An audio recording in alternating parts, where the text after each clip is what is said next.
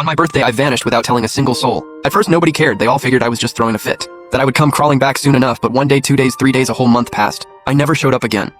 I thought I could finally live my life in peace and quiet. It was not until a teacher from school called the house that the Chu family finally woke up and realized I had not been home in a long time. My father, Charlie, blew his top. All I did was forget to get the kid a cake, and now he just stops coming home. Does he not have 2 cents to buy his own cake? My mother, Linda, let out a long sigh. That kid is so ungrateful, taking money from this family, and who knows where he blows it all. Then Linda turned to Charlie and asked, how much allowance do you give him each month? I want to know why on earth he could not just buy himself a cake? Charlie looked genuinely confused. That kid never does what he is told.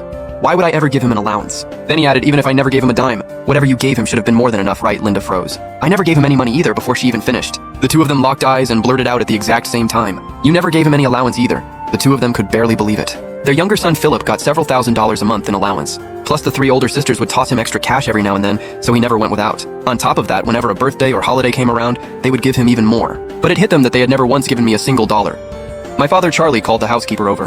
Which room is Zach in? The housekeeper was stunned. These people did not even know where their own son slept, but as the Chu family housekeeper, she knew better than to say a word and politely led them all through the house. Mr. and Mrs. Chu and all 3 young ladies, please follow me. The housekeeper wound through hallways and passed door after door until she stopped at a tiny storage closet tucked away in the corner. Mr. and Mrs. Chu and all 3 young ladies, this is Master Zach's room.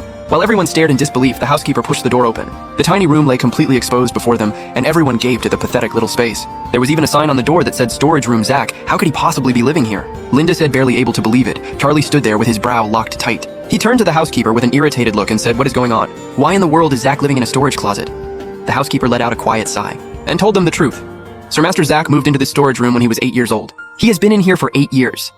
Honestly, this tiny closet was even smaller than her own room as the housekeeper, and there was barely anything inside. The real son of this wealthy family was crammed into this little room while the adopted boy lived in his big bedroom, spending money that should have been his, enjoying all the love this family had to give. The housekeeper genuinely felt sorry for him, yet she watched as the master and mistress stayed blind to it all, and there was nothing she could do. Linda and Charlie exchanged a shocked look, and it all came back to them. When Zach was 8 years old, they had adopted Fiona. Fiona had her eye on Zach's big room, and at the time they had planned to fix up another big room for him. But he kept getting into trouble, and they figured they would teach him a lesson. So they just let it slide, and that one little delay turned into 8 full years. A flash of guilt crossed both Linda and Charlie's eyes. I was their biological son, and I had spent 8 years in this tiny closet in the Chu house. They had truly failed me. One by one, they stepped into the room, and nothing inside matched what they had imagined. The room was tiny, and besides a small bed, there was only a cheap little wardrobe, a small desk, and a small stool. The blanket on the bed was paper thin, and nobody wanted to think about how he made it through winter. With 5 people standing inside, it felt impossibly cramped.